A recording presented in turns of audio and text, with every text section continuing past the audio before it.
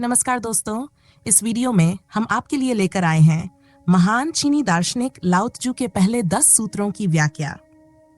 ये सूत्र न केवल जीवन के गहरे सत्य को उजागर करते हैं, बल्कि हमें शांति, संतुलन और आत्मिक ज्ञान की ओर ले जाते हैं।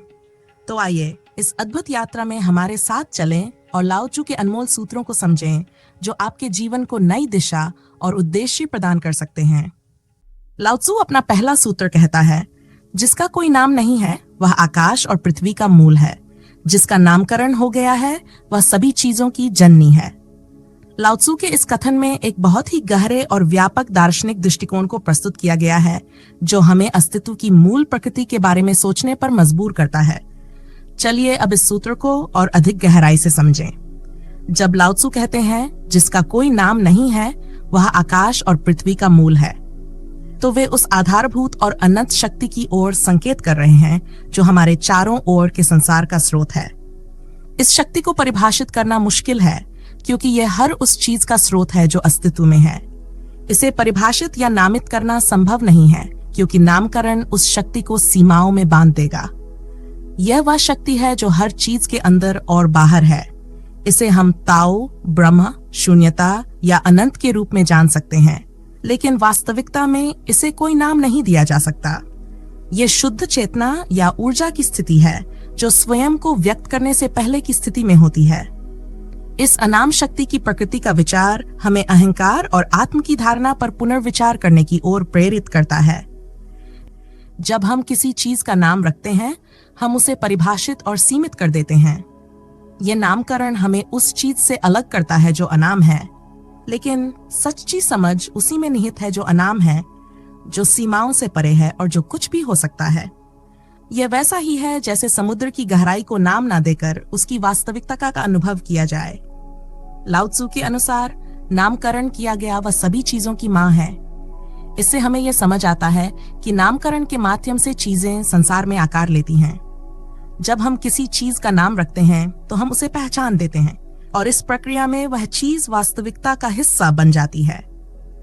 नामकरण का कार्य न केवल वस्तुओं को पहचानने का है, बल्कि यह उनके अस्तित्व को मान्यता देने का भी है। यह एक तरह से ब्रह्मांडीय ऊर्जा को रूप और आकार देने की प्रक्रिया है। नामकरण की प्रक्रिया सृजन का एक महत्वपूर्ण चरण है, लेकिन इसमें एक विरोधाभास भी छिपा हुआ है। नामकरण के साथ सीमाएं बनती हैं। उदाहरण के लिए, जब हम किसी व्यक्ति का नाम रखते हैं, हम उसे अन्य सभी से अलग पहचान देते हैं। ये पहचान उसे विशिष्टता देती है, लेकिन साथ ही उसे बाकी ब्रह्मांड से अलग भी कर देती है।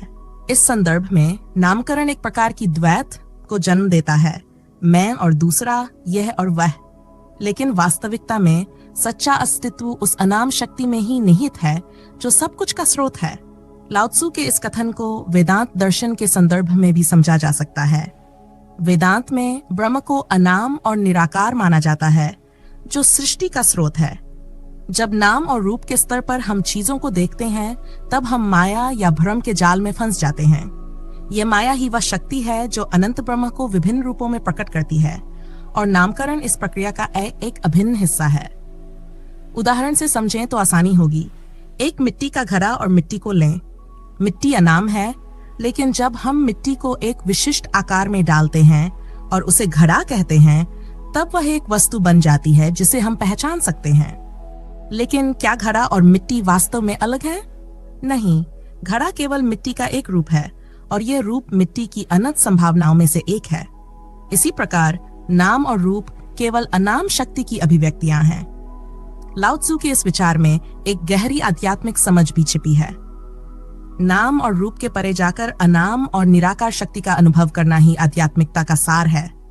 जब व्यक्ति इस सत्य को पहचान लेता है कि सभी चीजों का मूल एक ही है और वह मूल अनाम है, तब वह संसार के द्वैत और माया से परे जा सकता है। इसे भारतीय दर्शन में आत्म साक्षात्कार या मोक्ष कहा जाता है, जहां आत्मा अपने वास्तविक स्वरूप को पहचान लेती है, जो अनाम, अनंत और शाश्वत है।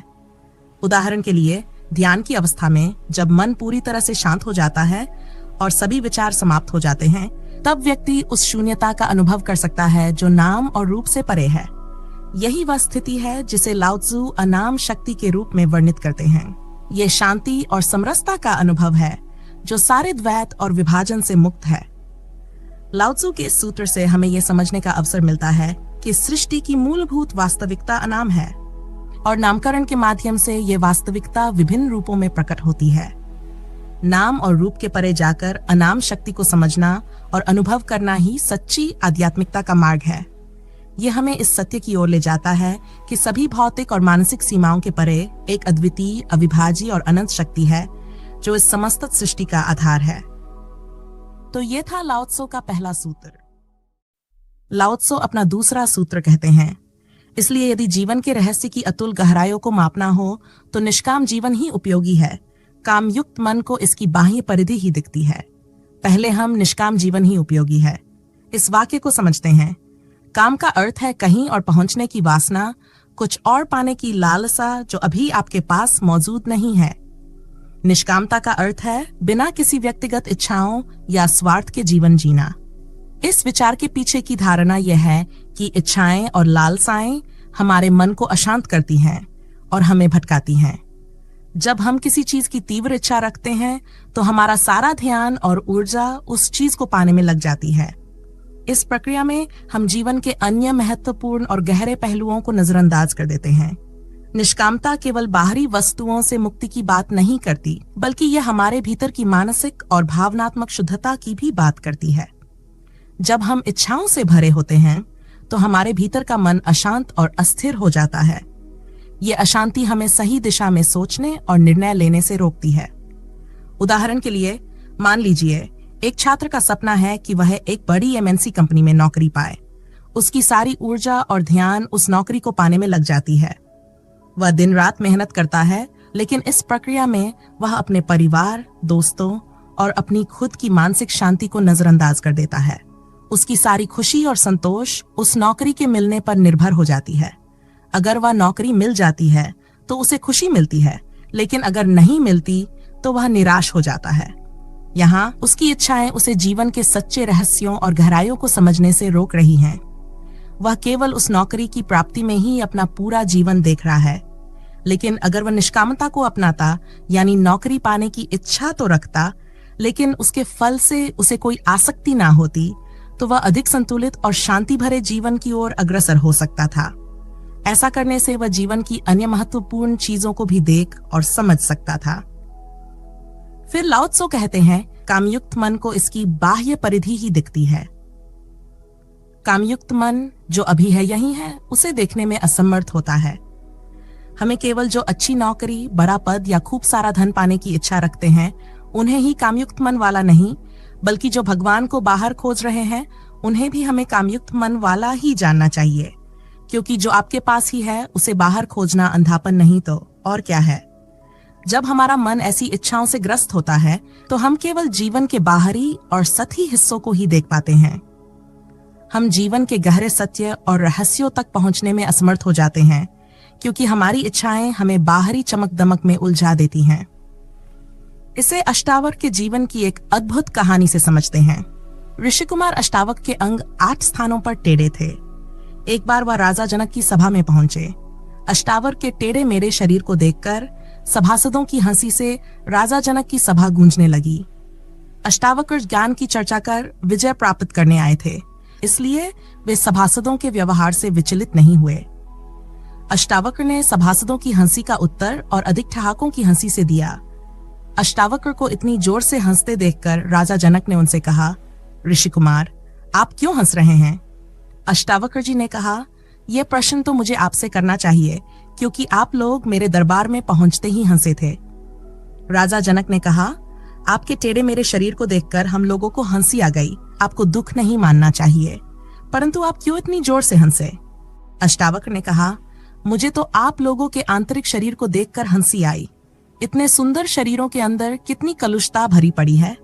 ज्ञानी राजा जनक, जिनकी सभा में ज्ञान की चर्चा होनी है, उनके सभासद तथा स्वयं वे भी शरीर के रंग रूप बनावट के प्रेमी हैं। उनके यहाँ ज्ञान की नहीं, नश्वर शरीर की महत्ता है। ये सुनकर दरबार में सभी स्तब्ध रह गए। ये सभा ज्ञानियों की नहीं, वरन कामयुक्त मन वालों की रही होगी, अन्यथा वे उस टेढ़े मेरे शरीर को देखकर न हंसे होते। जब हम कामयुक्त मन से काम मुक्त मन की ओर बढ़ते हैं तो पाते हैं कि जिसे बाहर खोजते थे वह तो यहीं और अभी है। और जब बाहर की दौड़ निरर्थक हो जाती है तब हमें सच्चे सुख की प्राप्ति होती है। इसलिए लाओ त्जू का ये विचार कि निष्काम जीवन ही उपयोगी है और कामयुक्त मन को इसकी बाह्य परिधि ही दिखती है, बहुत महत्वपूर्ण है। ये कथन हमें सिखाता है कि निष्कामता और इच्छाओं से मुक्ति हमें जीवन की गहरी सच्चाइयों को समझने में सक्षम बनाती हैं, जिससे हम वास्तविक शांति और संतोष प्राप्त कर सकते हैं। लाओ त्सो का चौथा सूत्र है, इन दोनों पक्षों में यह एक ही है, किंतु ज्यों-ज्यों इसकी प्रगति होती है लोग इसे भिन्न भिन्न नामों से संबोधित करते हैं। इन नामों के समूह को ही हम रहस्य कहते हैं। जहां रहस्य की सघनता सर्वोपरि हो, वहीं उस सूक्ष्म और चमत्कारी का प्रवेश द्वार है। हमारी बुद्धि की प्रवृत्ति हर चीज को दो हिस्सों में बांटने की होती है, जबकि अस्तित्व में सब एक है। बुद्धि विरोधी तत्वों जैसे जीवन और मृत्यु, सुख और दुख, अंधकार और प्रकाश को एक साथ स्वीकार नहीं कर पाती, क्योंकि ये उसे असंगत लगते हैं। लेकिन वास्तविकता में जीवन और मृत्यु, सुख और दुख, प्रकाश और अंधकार एक ही सिक्के के दो पहलू हैं। अस्तित्व विपरीतों को एक रूप में देखता है, जबकि बुद्धि उन्हें अलग अलग मानती है। बुद्धि की सीमाओं के कारण हम एकता को देख नहीं पाते, लेकिन अस्तित्व इन सभी विरोधाभासों को एक साथ सहजता से स्वीकार करता है। लाओ त्सो कहते हैं, इन दोनों पक्षों में ये एक ही है, किंतु ज्यों-ज्यों इसकी प्रगति होती है लोग इसे भिन्न भिन्न नामों से संबोधित करते हैं। इसे हम ऐसा समझें, नाम और अनाम दोनों में कोई अंतर नहीं है। जिसे हम नाम देते हैं उसके भीतर भी वही तत्व है जो अनाम में है। भले ही हम इसे अलग अलग नामों से पुकारें, लेकिन दोनों की वास्तविकता एक ही है।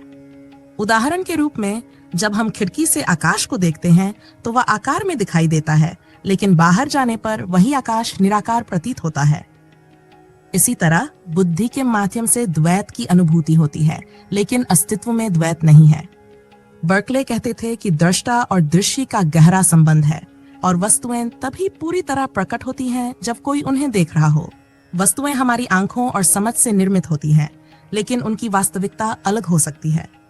इमैनुअल कांट कहते हैं कि हम वस्तुओं को जैसी वे अपने आप में हैं, वैसा नहीं जान सकते। हम उन्हें वैसे ही समझते हैं जैसा हमारी बुद्धि उन्हें देख और समझ सकती है। प्रत्येक प्राणी दुनिया को अलग तरीके से देखता है, जैसे एक मकड़ी, छिपकली या कीड़ा, जिनके अनुभव हमसे भिन्न होते हैं। बुद्धि चीजों को द्वैत में विभाजित करती है, जैसे क्रोध और क्षमा को अलग अलग मानना, जबकि असल में दोनों एक ही सिक्के के दो पहलू हैं। लाओ त्से के अनुसार बुद्धि भले ही चीजों को तोड़कर देखती हो, लेकिन वास्तविकता में सब एक ही है। उदाहरण के लिए, कमरे के भीतर और बाहर का आकाश हमें भले ही अलग लगे, लेकिन वह अखंड है। हमारा विभाजन केवल कामचलाऊ है। अस्तित्व में सब कुछ एक ही है, जिसे हम कभी भीतर और कभी बाहर कहते हैं, लेकिन ये केवल हमारे दिमाग के द्वैत के कारण है। लाओ त्से ये भी बताता है कि जैसे एक वृक्ष में शाखाएं टूटकर अनेक हो जाती हैं, वैसे ही जीवन में प्रगति के साथ विभिन्न रूप पैदा होते हैं। हिंदू दर्शन में संसार को एक वृक्ष और मोक्ष को एक उल्टे वृक्ष के रूप में दर्शाया गया है, जहां से अनेक से एक की ओर यात्रा होती है और अंत में सब कुछ एक ही बीज में समाहित हो जाता है। विकास और विस्तार के साथ चीजें अनेक रूपों में प्रकट होती हैं, जैसे एक बीज से वृक्ष की अनेक शाखाएं बनती हैं। हालांकि वास्तविकता में अस्तित्व, सत्य और जीवन की मूल धारा एक ही होती है, चाहे वह कितनी भी शाखाओं में विभाजित क्यों ना हो। लाओ त्से के अनुसार जो बीज में है वही पत्तों में भी है। आंतरिक रूप से सब एक ही प्रवाह में जुड़ा हुआ है, चाहे बाहरी दृष्टि से चीजें अलग अलग क्यों ना दिखाई दें। जैसे हमारा शरीर एक ही प्रकार के कोशिकाओं से बना है, लेकिन विभिन्न अंगों ने अलग अलग कार्यों के लिए विशेषज्ञता प्राप्त कर ली है। यह भेद केवल बाहरी है, जबकि भीतर से सब एक ही हैं। यहाँ एक महत्वपूर्ण बिंदु ये भी है कि जैसे जैसे चीजें विकसित होती हैं, उन्हें अलग अलग नामों से पुकारा जाता है, लेकिन नाम के भिन्न होने से वास्तविकता नहीं बदलती। उपनिषदों की तरह लाओ त्से भी इस बात पर जोर देते हैं कि सत्य एक है, लेकिन लोग उसे अलग अलग नामों से जानते हैं। इन नामों के कारण भ्रम पैदा होता है और अद्वैत का स्मरण होने पर यह भ्रम टूटता है। लाओ त्सो सूत्र में आगे कहते हैं, इन नामों के समूह को ही हम रहस्य कहते हैं। जहां रहस्य की सघनता सर्वोपरि हो, वहीं उस सूक्ष्म और चमत्कारी का प्रवेश द्वार है। आखिर रहस्य क्या है इस जगत का? विज्ञान रहस्य को स्वीकार नहीं करता, धर्म रहस्य को स्वीकार करता है। वही फर्क है विज्ञान और धर्म में। विज्ञान और धर्म के बीच में एक प्रमुख अंतर है। विज्ञान मानता है कि रहस्य केवल अज्ञानता का परिणाम है और जैसे जैसे हम चीजों को जानेंगे रहस्य समाप्त हो जाएगा। विज्ञान चीजों को नाम देकर और विभाजित कर उन्हें समझने का प्रयास करता है, जिससे वह कई शाखाओं में विभाजित हो जाता है और अंततः रहस्य से दूर हो जाता है। दूसरी ओर धर्म रहस्य को स्वीकार करता है और मानता है कि संसार में एक गहरा रहस्य है जिसे पूरी तरह से समझा नहीं जा सकता। लाओ त्से का दृष्टिकोण है कि रहस्य का अर्थ यह है कि हम किसी चीज को जान सकते हैं लेकिन फिर भी उसे पूरी तरह से नहीं जान पाते। यह अद्वैत की अवधारणा पर आधारित है, जिसमें सभी भिन्नताओं के बावजूद एकता बनी रहती है। विज्ञान चीजों को विभाजित करता है, जबकि धर्म उस एकता को देखता है जो विभाजन में भी बनी रहती है। उदाहरण के रूप में एक व्यक्ति के साथ वर्षों बिताने के बावजूद भी उसे पूरी तरह समझ पाना असंभव होता है। यही रहस्य का सार है, जानकर भी ना जान पाना। धर्म का रहस्य इसी अनजानेपन और अनप्रेडिक्टेबल तत्व में निहित है जिसे हम कभी पूरी तरह समझ नहीं सकते। आप आत्मा शब्द से परिचित हैं और आपको लगता है आत्मा के विषय आप सब जानते हैं, पर जब भी आपसे कोई पूछेगा कि आत्मा क्या है, इसका स्वरूप कैसा है, आप जवाब नहीं दे पाएंगे। यह दर्शाता है कि कुछ अवधारणाएं जैसे समय और आत्मा हमारे अनुभव में मौजूद हैं, फिर भी उन्हें परिभाषित करना कठिन होता है। जीवन और समय के बारे में हमारी समझ सतही होती है। लाओ त्से के अनुसार जीवन और अस्तित्व अपने आप में एक रहस्य है जिसे हम जानने की कोशिश करते हैं, लेकिन फिर भी वह अनजाना ही रहता है। विज्ञान और धर्म इस रहस्य की अलग अलग व्याख्याएं देते हैं। विज्ञान का मानना है कि जितना अधिक हम जानेंगे रहस्य उतना ही कम होगा, लेकिन लाओ त्से और अन्य मनीषियों के अनुसार ज्ञान से परे एक गहरा रहस्य होता है जो कभी भी पूरी तरह समझा नहीं जा सकता। दुनिया में 3 स्तर बताए गए हैं: अज्ञान, ज्ञान और रहस्य। अज्ञान से जब हम ज्ञान की ओर बढ़ते हैं तो हमें लगता है कि हम जान गए हैं, लेकिन अगर हम ज्ञान के भी पार जाएं तो हम रहस्य तक पहुंचते हैं। मिस्टिक या रहस्यवादी वह होता है जिसने अज्ञान और ज्ञान दोनों को पार कर लिया हो और जिसे यह एहसास हो कि जानने की कोई अंतिम सीमा नहीं है। ईशावासी के ऋषि कहते हैं कि अज्ञानी अंधकार में भटकते हैं, जबकि ज्ञानी महा अंधकार में भटक जाते हैं। इसका अर्थ यह है कि अज्ञानी अपनी अज्ञानता के कारण भटकते हैं, जबकि ज्ञानी अपने अहंकार और ज्ञान के कारण, ये मानते हुए कि वे सब जानते हैं, और भी अधिक भ्रमित हो जाते हैं। रहस्य वह अवस्था है जो ज्ञान और अज्ञान दोनों के पार है। लाओ त्से और अन्य मनीषी बताते हैं कि जीवन और अस्तित्व को जानने की कितनी भी कोशिश करें, अंत में यही पता चलता है कि जीवन एक असीम रहस्य है।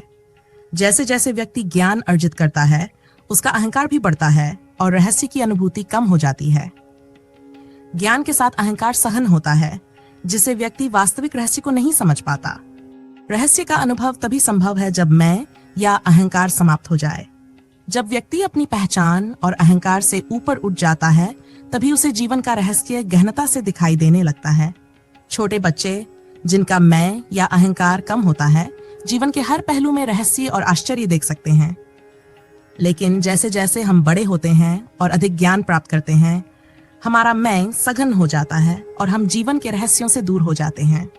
अंततः जीवन का रहस्य तभी प्रकट होता है जब व्यक्ति अपने मैं को विसर्जित कर देता है, अहंकार को समाप्त कर देता है और जीवन को बिना किसी पूर्वाग्रह के देखता है। अज्ञान और ज्ञान के बाद भी रहस्य मौजूद रहता है, लेकिन दोनों का स्वरूप अलग होता है। संत और कवि के बीच केवल इतना अंतर है कि संत अज्ञान की वजह से रहस्य में जीता है, जबकि संत ज्ञान के पार जाकर रहस्य में प्रवेश करता है। कवि और ऋषि दोनों काव्य में जीते हैं, लेकिन कवि का काव्य अज्ञान का प्रतीक है, जबकि ऋषि का काव्य ज्ञान से परे जाकर पाया गया अनुभव है। कवि के पास रहस्य का अनुभव होता है, लेकिन उसका व्यवहार अक्सर बालसुलभ और अनैतिक दिखाई पड़ सकता है, क्योंकि वह जीवन के सभी पहलुओं में उलझा रहता है। इसके विपरीत ऋषि का रहस्य अनुभव और आत्मानुशासन से भरा होता है, जिसमें निर्दोषता और सरलता होते हुए भी एक गहन अनुशासन होता है। अहंकार और रहस्य का परस्पर विरोधी संबंध है। जितना अधिक अहंकार होगा, उतना ही रहस्य का अनुभव कम होगा। जब अहंकार समाप्त हो जाता है, तब जीवन का रहस्य पूरी तरह से प्रकट होता है। ये जीवन की ऊर्जा है जो या तो अहंकार में केंद्रित हो जाती है या रहस्य में प्रवेश करती है। अहंकार के बढ़ने से रहस्य कम होता जाता है, और जब अहंकार पूरी तरह से समाप्त हो जाता है, तब रहस्य का अनुभव पूर्ण रूप से होता है। मेरे अनुसार हमारी सदी अब तक की सबसे ज्ञानपूर्ण सदी है, जिसके परिणाम स्वरूप यह सबसे अहंकारी और आत्महत्या करने वाली सदी भी है। जैसे जैसे ज्ञान बढ़ता जाता है, रहस्य और जीवन की गहराई गायब होती जाती है। अहंकार की बढ़ती ताकत के साथ मनुष्य जीवन के रहस्यों से दूर हो जाता है, जिससे आत्महत्या की प्रवृत्ति बढ़ती है, क्योंकि जीवन में रहस्य के बिना जीने का कोई उद्देश्य नहीं रहता। अगली सभ्यताओं में आत्महत्या नहीं होती, क्योंकि उनमें अहंकार की कमी होती है। इसके विपरीत आधुनिक ज्ञान की पराकाष्ठा में मनुष्य आत्महत्या के कगार पर खड़ा होता है। जैसा कि अल्बर्ट कामू ने अपनी पुस्तक में कहा कि आत्महत्या एक दार्शनिक समस्या है। कामू यह पूछते हैं कि यदि जीवन में रहस्य ना हो तो जीने का कारण क्या है। जीवन के तथ्यों में कोई रहस्य नहीं होता, और जिस चीज में रहस्य होता है वही दोबारा जानने लायक होती है। बिना रहस्य के जीवन बस एक दोहराव बन जाता है। लाओ त्से के विचार भी यही कहते हैं कि जब अहंकार कम होगा तब रहस्य सहन होगा और जीवन सूक्ष्मतकारी पहलुओं का अनुभव होगा। सूक्ष्म का अर्थ यहाँ वह है जो इंद्रियों से परे है, जिसे सामान्य अनुभवों से नहीं जाना जा सकता। जो भी इंद्रियों या इंद्रियों से बने यंत्रों द्वारा अनुभव किया जा सकता है वह स्थूल है। सूक्ष्म वह है जो इंद्रियों की पकड़ में नहीं आता, लेकिन फिर भी अनुभव होता है। सूक्ष्म अनुभव केवल तब होते हैं जब अहंकार कम हो जाता है, क्योंकि अहंकार ही हमें इंद्रियों पर निर्भर बनाता है। अहंकार के कम होते ही व्यक्ति को इंद्रियों की जरूरत नहीं रहती और बिना इंद्रियों के अनुभव सूक्ष्म कहलाते हैं। ये अनुभव कुछ खास क्षणों में अनायास होते हैं, जैसे किसी ने आवाज सुनी या कुछ देखा, लेकिन बाद में उसे इनकार कर दिया क्योंकि अहंकार उसे स्वीकार नहीं कर पाता। इस प्रकार सूक्ष्म अनुभव तब होते हैं जब अहंकार गिरता है और चेतना सीधा अनुभव करती है, बिना किसी मध्यस्थ के। उदाहरण के लिए जिद्दू कृष्णमूर्ति के जीवन में जो अनुभव हुए वो उन्हें कभी परिभाषित नहीं कर पाए। बस वो इतना ही कहते थे कि परम चेतना अपने आप ही प्रकट होती, उस पर मेरा कोई जोर न था। जब व्यक्ति का रहस्य बोध गहरा होता है तो सूक्ष्म अनुभवों की पहचान और समझ बढ़ जाती है और ये अनुभव आम जीवन का हिस्सा बन जाते हैं। लाओ त्से के अनुसार इस प्रकार के अनुभवों का द्वार खुलता है और चमत्कारिक दुनिया का अनुभव होता है। चमत्कार को समझने के लिए हमें यह स्वीकार करना होगा कि हमारे अनुभव अक्सर सामान्य से परे होते हैं और उनमें एक गहरी अदृश्य वास्तविकता होती है। आमतौर पर चमत्कार उन घटनाओं को कहा जाता है जहां कार्य कारण का सामान्य नियम टूट जाता है। उदाहरण के तौर पर अगर एक मृत व्यक्ति अचानक जीवित हो जाए या कोई बीमार व्यक्ति केवल छूने मात्र से ठीक हो जाए तो इसे चमत्कार माना जाता है, क्योंकि इसका कोई स्पष्ट कारण नहीं होता। चमत्कार इसलिए होता है क्योंकि हम कार्य कारण के संबंध को समझ नहीं पाते। वास्तव में विज्ञान के आगे बढ़ने के साथ चमत्कार जैसी घटनाओं के पीछे छिपे कार्य कारणों का पता लग सकता है। लाओ त्से के अनुसार चमत्कार वह स्थिति है जहां हमारा अहंकार पूरी तरह समाप्त हो जाता है और कार्य कारण का भेद मिट जाता है। जब अहंकार नहीं होता तो हम बीज और वृक्ष, बच्चे और बूढ़े, जन्म और मृत्यु को एक साथ देख सकते हैं। इस अवस्था में सभी चीजें एक ही क्षण में मौजूद होती हैं और अतीत तथा भविष्य समाप्त हो जाते हैं। चमत्कार तब होता है जब कार्य और कारण एक ही समय में होते हैं और हमें उनके बीच का भेद समझ में नहीं आता। विज्ञान के जानकार कहते हैं कि यदि हम किसी तरह फोर्थ डायमेंशन में प्रवेश कर सकें तो हम अपने अतीत और भविष्य को देख पाएंगे। विज्ञान के माध्यम से हम कभी भी इन चमत्कारी घटनाओं के कार्य कारण को समझ सकते हैं। चमत्कार तब होता है जब हमारी इंद्रियां समय के अंतर को पकड़ने में असमर्थ होती हैं। धर्म का विज्ञान इसी चमत्कारिक स्थिति को समझने और अनुभव करने की दिशा में काम करता है। हमारे पूर्वज जब आकाश में बिजली चमकती थी तब वह भयभीत हो जाते थे, उसे इंद्रदेव का प्रकोप समझते थे। पर विज्ञान ने यह साफ कर दिया कि वह तो बस एक प्राकृतिक घटना मात्र है। रहस्य से एक उत्सुकता पैदा होती है, पर धर्म रहस्य में जीता है और विज्ञान धर्म के रहस्य को उजागर करने की एक सीढ़ी है। पर विज्ञान भी खोजते खोजते वहीं रहस्यमय अंत तक पहुंचेगा जहां के आगे जाना नामुमकिन होगा। तब धर्म ही एकमात्र रास्ता होगा। लाओ त्से का 5वां सूत्र है कि जब पृथ्वी के प्राणी सुंदर के सौंदर्य से परिचित होते हैं तभी से कुरूप की पहचान शुरू होती है, और जब वे शुभ से परिचित होते हैं तभी उन्हें इस बात का बोध होता है कि अशुभ क्या है। जीवन हमेशा द्वंद्व से बना होता है। सौंदर्य का अनुभव तभी संभव है जब कुरूपता का ज्ञान हो और शुभ का बोध अशुभ के बिना नहीं हो सकता। लाओ त्से का मानना है कि जब लोगों ने सौंदर्य और शुभ को समझा, तभी से सहज रूप से उनकी प्राकृतिक अवस्था खो गई। पुराने समय में मनुष्य के पास सौंदर्य या कुरूपता का कोई बोध नहीं था, ना ही बेईमानी या ईमानदारी का कोई भेद था। लाओ त्से का कहना है कि जब समाज में लोग अच्छाई पर जोर देते हैं, तो इसका मतलब है कि बुराई पहले से मौजूद है।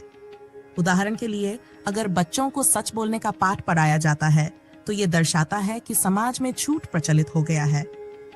इसी तरह ईमानदारी पर जोर देने का मतलब है कि बेईमानी का प्रचलन बढ़ गया है।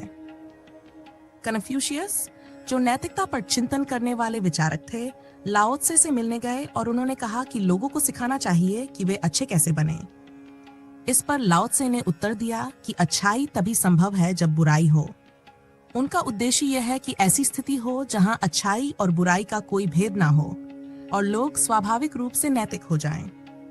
लाओ त्से का मानना है कि अच्छाई और बुराई एक ही सिक्के के दो पहलू हैं।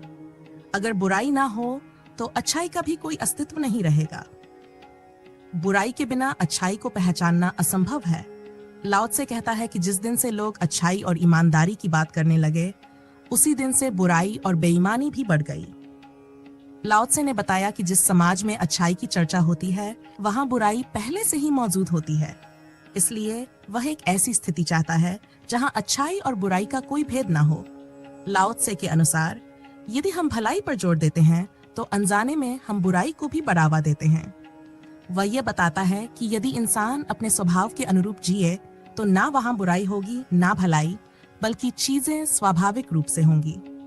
लाओ त्से की इस शिक्षा को समझने के लिए हम एक उदाहरण ले सकते हैं। मान लीजिए, एक छोटे से गांव में लोग बहुत सरल और स्वाभाविक रूप से जी रहे हैं।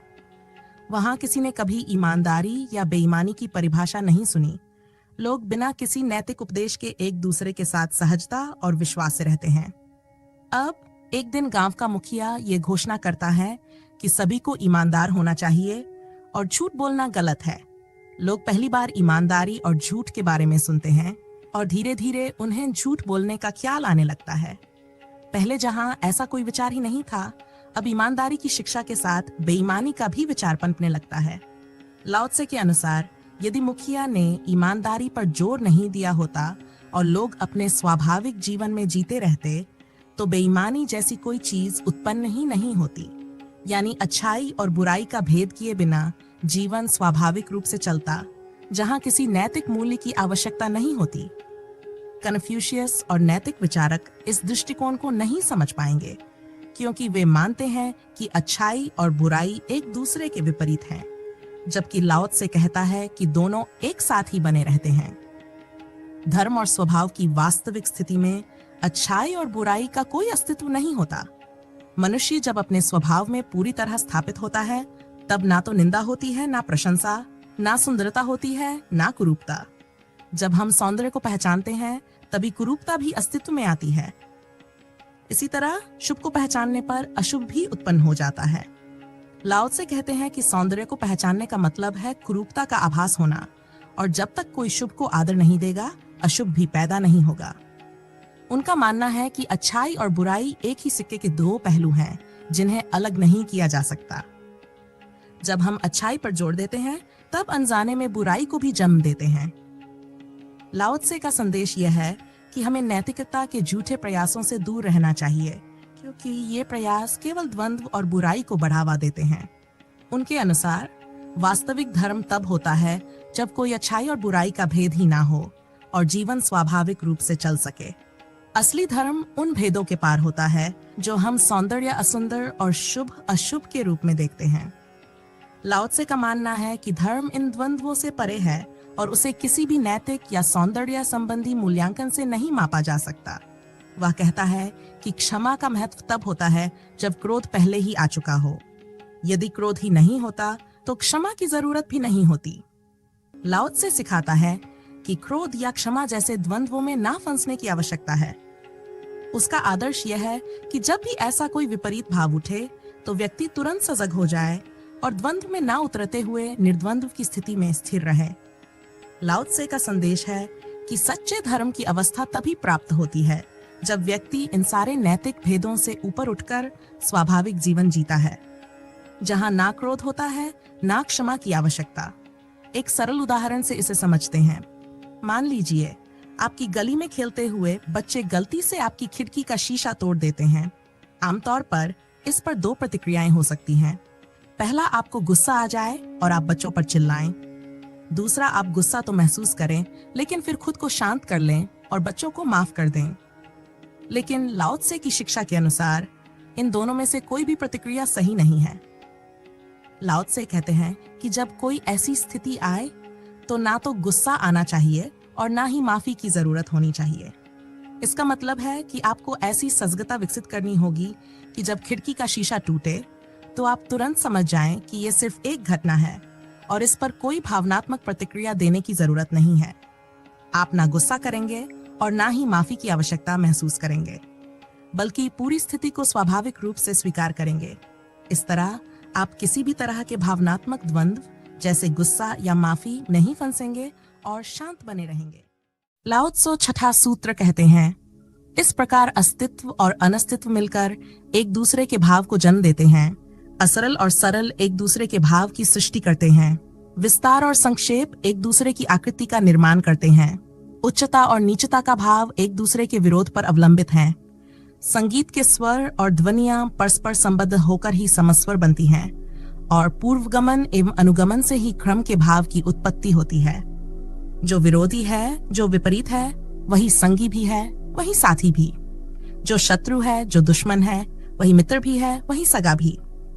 लाओ त्से का ये कथन हमें जीवन के अद्वितीय सत्य की ओर प्रेरित करता है, जिसमें अस्तित्व और अनस्तित्व, असरल और सरल जैसे विरोधाभास आपस में जुड़े होते हैं और एक दूसरे के भाव को जन्म देते हैं। इसका अर्थ है कि जीवन की हर अवस्था या परिस्थिति, चाहे वह कितनी भी विपरीत क्यों न लगे, वह अपने अंतर्विरोधी पहलू के बिना अधूरी है। अस्तित्व और अनस्तित्व का गहरा संबंध यह दर्शाता है कि किसी चीज का अस्तित्व तभी महसूस किया जा सकता है जब हम उसके अभाव या अनस्तित्व को भी पहचानते हैं। इसी तरह असरल और सरल का सह अस्तित्व हमें यह सिखाता है कि किसी वस्तु या परिस्थिति की जटिलता का आकलन तभी संभव होता है जब हमने उसकी सहजता को भी समझा हो। अस्तित्व और अनस्तित्व के इस द्वंद्व को हम जीवन के कई पहलुओं से समझ सकते हैं। एक उदाहरण मृत्यु और जीवन का है। जीवन की मूल्यवत्ता और उसकी महत्ता तभी समझ में आती है जब हम मृत्यु की वास्तविकता को स्वीकार करते हैं।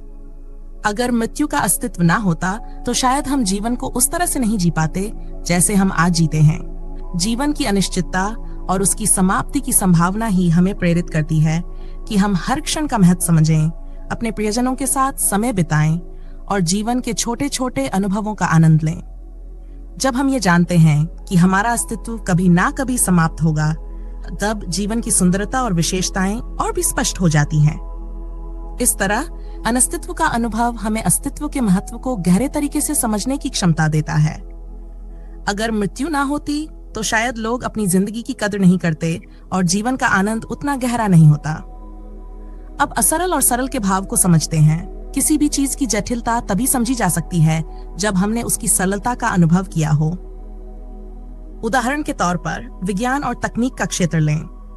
जब हम आधुनिक तकनीक का उपयोग करते हैं, जैसे स्मार्टफोन, इंटरनेट या कृत्रिम बुद्धिमत्ता, तो यह हमें बहुत सरल और सहज लगता है। परंतु यदि हम इसके पीछे की जटिल प्रक्रियाओं को समझने की कोशिश करें तो हम पाते हैं कि यह तकनीक कितनी जटिल होती है। उदाहरण के लिए, जब हम एक बटन दबाकर अपने फोन में इंटरनेट चालू करते हैं तो यह हमें बहुत सहज लगता है, लेकिन इसके पीछे छिपी जटिल तकनीकी संरचना, सर्वरों की जटिल श्रृंखला, डेटा ट्रांसफर की प्रक्रियाएं और विभिन्न संचार माध्यमों का आपस में तालमेल हमें यह समझाने में मदद करती है कि यह तकनीक कितनी जटिल हो सकती है। इसी तरह अगर कोई चीज जटिल लगती है तो उसका सरल पक्ष हमें उसकी सच्चाई और मूल रूप को समझने में मदद करता है। असरल और सरल का ये द्वंद्व हमारे जीवन के अन्य क्षेत्रों में भी दिखता है। मान लीजिए आप किसी नई भाषा को सीख रहे हैं। शुरुआत में वह बहुत जटिल और असरल लगेगा, नए शब्द, व्याकरण के नियम और उच्चारण की कठिनाइयां। लेकिन जैसे जैसे आप इसे सीखते जाते हैं वह धीरे धीरे सरल और सहज लगने लगती है। इस प्रक्रिया से यह स्पष्ट होता है कि किसी भी चीज की जटिलता को समझने के लिए हमें पहले उसकी सरलता तक पहुंचना होता है, और जब हम उसकी जटिलता को समझ लेते हैं तो वही चीज हमें सहज और सरल भी लगने लगती है। लाओ त्सु सूत्र में आगे कहते हैं, विस्तार और संक्षेप एक दूसरे की आकृति का निर्माण करते हैं। उच्चता और नीचता का भाव एक दूसरे के विरोध पर अवलंबित हैं। विस्तार और संक्षेप के इस सिद्धांत को हम वास्तविक जीवन के उदाहरणों से और भी बेहतर ढंग से समझ सकते हैं। जैसे किसी देश की आर्थिक प्रगति को देखें। जब हम कहते हैं कि कोई देश आर्थिक रूप से विकसित हो रहा है, तो इसका मतलब है कि उसके नागरिकों की आर्थिक स्थिति सुधर रही है, आय बढ़ रही है और समृद्धि का माहौल बन रहा है। लेकिन यह प्रगति तभी समझ में आती है जब हमने उस देश की पिछली स्थिति देखी हो, जहां गरीबी और संसाधनों की कमी थी। भारत इसका एक स्पष्ट उदाहरण है। 1990 के दशक में भारत की अर्थव्यवस्था सीमित थी और अधिकांश जनता गरीबी में जी रही थी। लेकिन 21वीं सदी की शुरुआत में आर्थिक उदारीकरण और वैश्वीकरण के चलते भारत का तेजी से विकास हुआ। इस प्रगति का महत्व इसलिए बढ़ गया क्योंकि उससे पहले देश ने संसाधनों की कमी और आर्थिक कठिनाइयों का अनुभव किया था। अगर वह कठिन दौर न रहा होता तो आज की समृद्धि और उन्नति का मूल्य समझ पाना मुश्किल होता। उच्चता और नीचता का भाव भी इसी सिद्धांत पर आधारित है। कोई व्यक्ति या समाज उच्च तभी समझा जाएगा जब उसने नीचता का सामना किया हो। उदाहरण के लिए, द्वितीय विश्व युद्ध के समय नाजी जर्मनी के अत्याचार और हिंसा ने दुनिया को नैतिक पतन का गहरा अनुभव कराया। लाखों लोगों की मृत्यु और युद्ध की भयावहता ने मानवता को विनाश के कगार पर ला दिया। लेकिन इसके बाद जब युद्ध समाप्त हुआ और संयुक्त राष्ट्र जैसी संस्थाएं अस्तित्व में आईं, तब मानवाधिकारों और शांति का पुनर्निर्माण हुआ। इस उच्चता और न्याय का मूल्य तभी समझा जा सका क्योंकि पहले नीचता और अत्याचार का अनुभव किया गया था। अगर दुनिया ने उस युद्ध की क्रूरता ना देखी होती तो शायद मानवाधिकार और शांति की अहमियत इतनी गहराई से ना समझी जा सकती। महात्मा गांधी का जीवन भी जीवन के द्वंद्व को समझने का एक अद्वितीय उदाहरण प्रस्तुत करता है। गांधी जी ने अपने जीवन में अहिंसा का सिद्धांत अपनाया, लेकिन इसकी महत्ता दुनिया ने तब समझी जब उसने हिंसा और अत्याचार का सामना किया। 20वीं सदी के शुरुआती वर्षों में जब ब्रिटिश शासन की दमनकारी नीतियां और हिंसा चरम पर थीं, तब गांधी जी की अहिंसा का संदेश दुनिया के लिए एक नई दिशा लेकर आया। हिंसा और अन्याय के अनुभव के बिना अहिंसा की ताकत और उसकी उच्चता को समझ पाना मुश्किल था। गांधी जी की अहिंसा का महत्व तभी स्पष्ट हुआ जब लोगों ने हिंसा और अन्याय का सामना किया, और उससे पीड़ित हुए लाओ त्सु के सूत्र की अगली पंक्तियां हैं, संगीत के स्वर और ध्वनियां परस्पर संबद्ध होकर ही समस्वर बनती हैं, और पूर्वगमन एवं अनुगमन से ही क्रम के भाव की उत्पत्ति होती है। संगीत के इस सिद्धांत को हम सरलता से समझ सकते हैं। अगर एक गायक या वादक केवल एक ही स्वर को बार बार बजाता है तो वह संगीत नहीं बना सकता। एक ही स्वर सुनना नीरस और एकाकी हो सकता है, लेकिन जब ऊंचे और नीचले, धीमे और तेज स्वर मिलकर एक धुन बनाते हैं, तब वह ध्वनि एक सुंदर संगीत में बदल जाती है। इस तरह हर स्वर अपनी अलग पहचान रखते हुए भी एक दूसरे से जुड़कर समस्वरता, हार्मनी की रचना करता है। यही जीवन का सिद्धांत भी है। कोई भी व्यक्ति या घटना अकेले में पूर्ण नहीं होती, लेकिन जब वे आपस में मिलते हैं तो एक सामूहिक और समग्र रूप का निर्माण होता है। जीवन के सुख दुख, हर्ष विषाद, ये सभी भावनाएं एक दूसरे से जुड़ी होती हैं और मिलकर हमारे जीवन का संगीत रचती हैं। अब हम पूर्वगमन और अनुगमन के भाव को समझ सकते हैं, जो जीवन में क्रम और तालमेल की उत्पत्ति करते हैं। हर क्रिया का एक पूर्वगमन जो पहले आता है और एक अनुगमन जो बाद में आता है होता है। जैसे एक कहानी में घटनाओं का क्रम होता है, पहले एक घटना घटती है, फिर उससे जुड़ी दूसरी घटना होती है। संगीत में भी सुर और ताल का एक निश्चित क्रम होता है। कोई भी धुन या संगीत तभी सुनने में मधुर और अर्थपूर्ण लगता है जब उसके सुर और ताल का क्रम सही होता है। अगर संगीतकार सुरों का क्रम बिगाड़ दे तो धुन बेसुरी हो जाती है। इसी प्रकार जीवन में भी हर प्रक्रिया या घटना का एक सही क्रम होना आवश्यक है, ताकि उसका अर्थ और महत्व स्पष्ट हो सके। इसका वास्तविक जीवन में गहरा महत्व है। मान लीजिए आप किसी व्यक्ति की सफलता को देख रहे हैं। आप देखेंगे कि उसकी सफलता एक क्रम का परिणाम है, पहले मेहनत, फिर संघर्ष और अंततः सफलता। अगर इस क्रम को उलट दिया जाए, जैसे बिना मेहनत के सफलता मिल जाए, तो वह सफलता शायद उतनी सार्थक या स्थायी न हो। जीवन की हर अवस्था का एक सही क्रम होता है। पहले शिक्षा, फिर अनुभव और फिर उस अनुभव का परिणाम। इसी क्रम में जीवन की दिशा और अर्थ निहित होते हैं। संगीत और जीवन दोनों में सुर और ताल, पूर्वगमन और अनुगमन मिलकर एक क्रम का निर्माण करते हैं। यही क्रम हमें सामंजस्यपूर्ण जीवन जीने की शिक्षा देता है। जैसे संगीत में हर स्वर का अपना स्थान और समय होता है, वैसे ही जीवन में हर कार्य और घटना का अपना क्रम होता है। अगर हम इस क्रम को पहचानकर उसके अनुसार चलते हैं तो हमारा जीवन भी संगीत की तरह लयबद्ध और मधुर हो सकता है। लाओ त्सो अंतिम पंक्तियां कहते हैं, जो विरोधी है, जो विपरीत है, वही संगी भी है, वही साथी भी। जो शत्रु है, जो दुश्मन है, वही मित्र भी है, वही सगा भी। लाओ त्सो के इस कथन में जीवन के गहरे और रहस्यमय सत्य का संकेत मिलता है, विरोध और सामंजस्य का द्वंद्व। जो चीज हमें सतही तौर पर विरोधी या विपरीत लगती है, वही हमारे सबसे बड़े सहयोगी और मित्र बन सकती है। जीवन की संरचना ऐसी है कि जो तत्व हमें प्रतिकूल या विरोधाभासी लगते हैं, वे ही हमारे विकास और प्रगति के सबसे महत्वपूर्ण स्रोत होते हैं। ये सिद्धांत हमें यह समझाता है कि विरोध और सामंजस्य, शत्रु और मित्र, ये सभी जीवन के अभिन्न अंग हैं और इनका आपस में गहरा संबंध है। शत्रु या दुश्मन का अस्तित्व हमें इसलिए खलता है क्योंकि वह हमें चुनौती देता है, लेकिन यही चुनौती हमारी क्षमता को पहचानने और उसे बढ़ाने में मदद करती है। उदाहरण के लिए, वही दुश्मन जो शुरुआत में हमें बाधा लगता था, समय के साथ हमें अपने उद्देश्य की प्राप्ति में सहयोगी बन सकता है। इस सिद्धांत को अगर हम गहराई से समझें तो यह हमारे जीवन के हर पहलू में परिलक्षित होता है।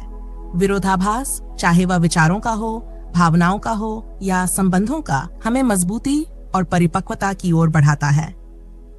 अगर आप जीवन में केवल सहमति और सामंजस्य का अनुभव करते हैं तो आप शायद अपने विचारों और दृष्टिकोण को गहराई से नहीं समझ पाएंगे। जब कोई आपका विरोध करता है और आपकी मान्यताओं को चुनौती देता है, तब आप अपने विचारों का पुनर्मूल्यांकन करते हैं, उन्हें परिष्कृत करते हैं और अंततः एक मजबूत और स्पष्ट दृष्टिकोण तक पहुंचते हैं। इस प्रकार विरोधी भी हमारे विकास में महत्वपूर्ण भूमिका निभाते हैं। यह सिद्धांत राजनीति और समाज में भी स्पष्ट रूप से देखा जा सकता है। महात्मा गांधी का उदाहरण लें, जिन्होंने ब्रिटिश शासन के खिलाफ अहिंसात्मक आंदोलन चलाया। ब्रिटिश सरकार, जो उनके विचारों के सबसे बड़े विरोधी थे, वही उनके सबसे महत्वपूर्ण सहयोगी भी बन गए।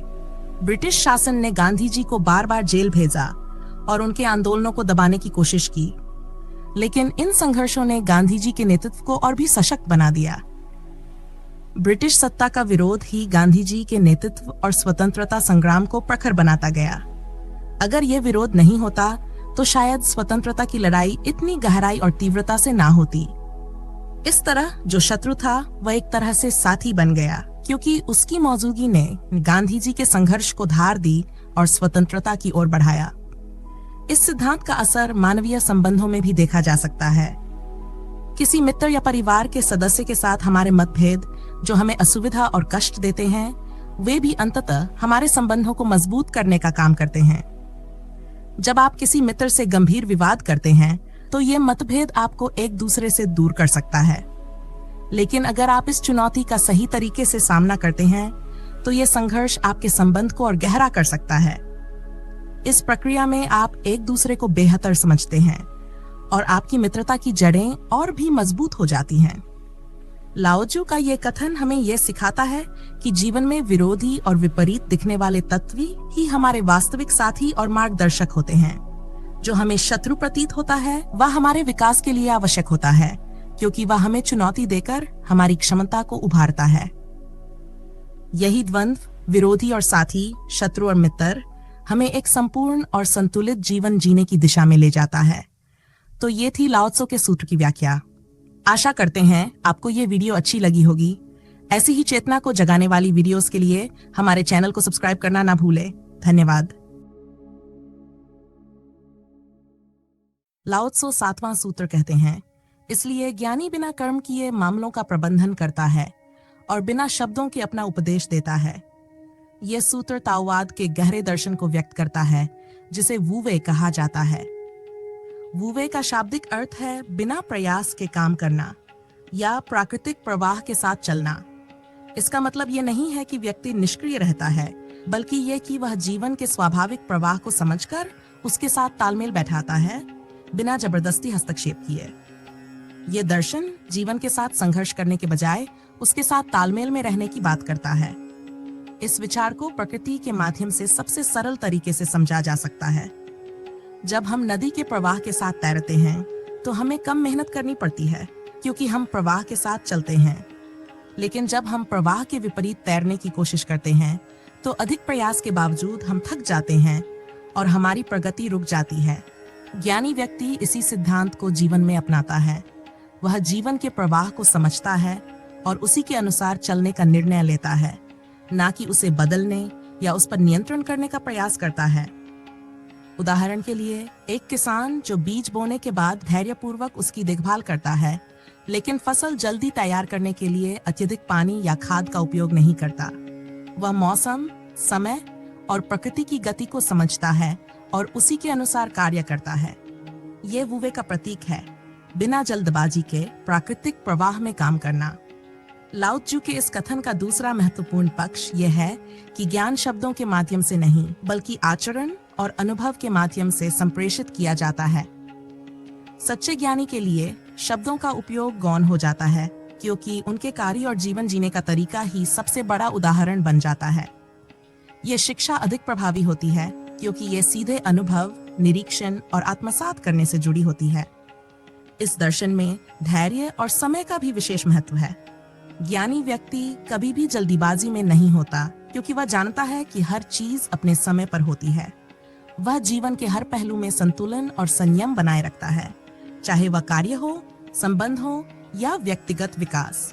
उसकी इच्छाएं और निर्णय जीवन की लय के साथ तालमेल में होते हैं। उदाहरण के लिए, एक छात्र जो परीक्षा की तैयारी कर रहा है, अगर वह जल्दबाजी या दबाव में आकर पढ़ाई करता है तो उसकी एकाग्रता और समझ प्रभावित हो सकती है। लेकिन यदि वह धैर्य और योजना के साथ तैयारी करता है तो वह स्वाभाविक रूप से सफलता की ओर बढ़ता है। लाओ त्जू का संदेश यही है कि संतुलन और धैर्य से किया गया कार्य ही सच्ची सफलता का मार्ग है। इसके अतिरिक्त यह विचार सादगी और सहजता में भी निहित है। ज्ञानी व्यक्ति बाहरी दिखावे या भौतिक सुख सुविधाओं की ओर आकर्षित नहीं होता। वह जीवन की सरलता और स्वाभाविकता को अपनाता है। उसकी आंतरिक शांति और संतोष ही उसका वास्तविक धन होते हैं। वह जानता है कि बाहरी वस्तुएं अस्थायी हैं और स्थायी सुख केवल आंतरिक संतुलन और सरलता में ही पाया जा सकता है। अंततः लाओ त्जू का ये विचार कि ज्ञानी बिना कर्म किए मामलों का प्रबंधन करता है और बिना शब्दों के अपना उपदेश देता है, हमें ये सिखाता है कि जीवन में सबसे प्रभावी कार्य और शिक्षा वे होते हैं जो स्वाभाविक रूप से बिना जबरदस्ती या दिखावे के किए जाते हैं।